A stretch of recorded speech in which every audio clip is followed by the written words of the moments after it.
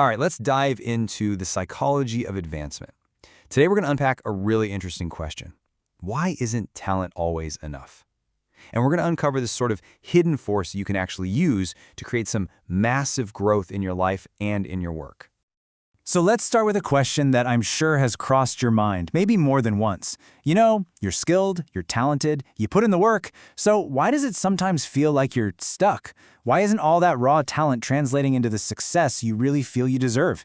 It's a super frustrating paradox, right? And believe me, it is not a new one. You know, the source material for this explainer points this out perfectly. History is just littered with incredibly talented people who never quite made it big. Just think about it. Brilliant musicians, master carpenters, gifted merchants who still struggled to get by. And that right there tells you something huge. Being good at something, that's only part of the equation. And this is the perfect way to think about it. Imagine your talents and your abilities are just tools in a workshop. Now, one person can take a saw and a plane and build an absolute masterpiece. But another person, with the exact same tools, can make a complete mess. See, it's not just about the quality of the tools, but knowing how to use them in a very specific, successful way that makes all the difference. So what is this right way? Well, it's a mindset. It's rooted in this really powerful psychological force. The source material calls it the way of increase, and it's basically the hidden engine driving human attraction and ultimately success. Let's break that down. Increase is this universal impulse for, well, for more. More life, more knowledge, more joy. It's literally the reason a plant grows towards the sun. And it's the same inherent drive inside every single person you meet to continuously advance and express themselves more fully. And look, this isn't just some feel-good idea, it's presented as an absolute necessity. The source puts it so bluntly with this quote, "The moment we stop growing, we start to decline." This instinct for more, for continuous advancement, is hardwired into our very DNA. Now, let's be really clear here. This is not about selfish greed. The desire for increase is just the natural human aspiration for a fuller, richer, more abundant life. It's the engine of all progress. And here's the absolute key. Because this desire is in everyone, people are instinctively, magnetically drawn to anyone who can help them get it. Okay, so that's the theory. It sounds great, but how do we actually put this into action? Let's take a look at how this hidden force really works in the real world, from the smallest daily interactions to our biggest career moves. The big takeaway here is that you need to shift your thinking. You have to become a creative center. Your goal in every single interaction, big or small, is to be a source of increase for the other person, to give them the impression of advancement.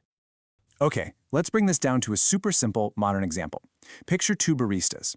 They're both fast, they both get your order right, but one just gives you coffee. The other gives you an experience of increase. Just look at the difference here. The transactional barista, they're impersonal. They're just there to fulfill an order. But the one giving the impression of increase is energizing. They make eye contact. They smile. Maybe they remember your name.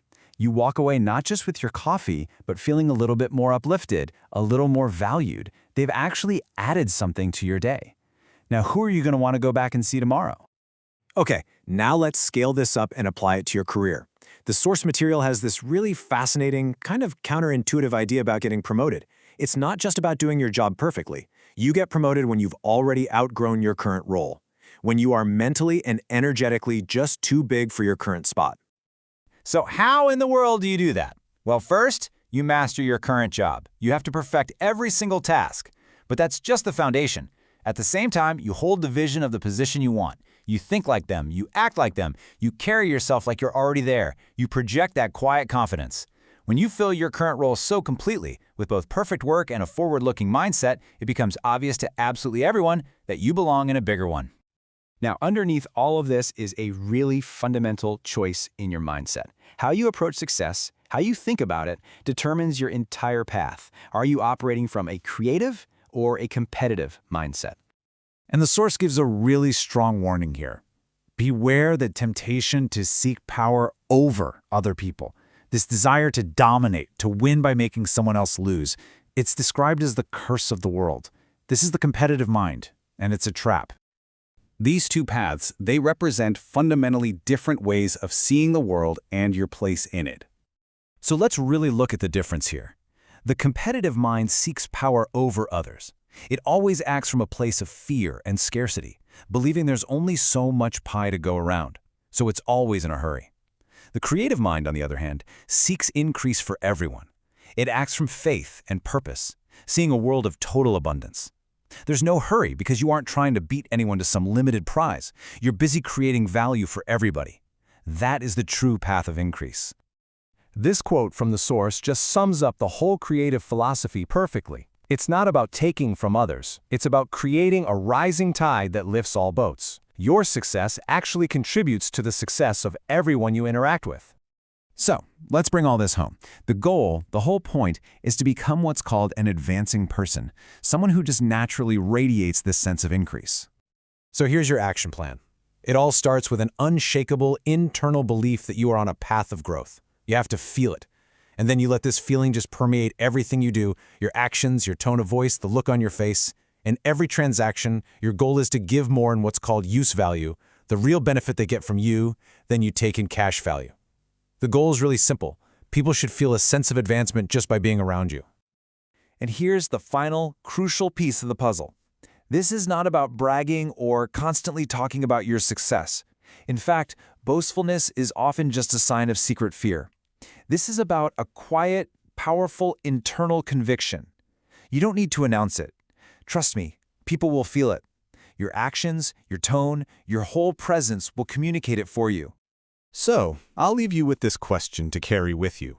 From the very next email you send, to the next conversation you have, to the next coffee you buy, in every single one of those interactions, no matter how small, ask yourself, are you just completing a transaction, or are you leaving that other person with the powerful, attractive, and undeniable impression of increase? The answer could change everything.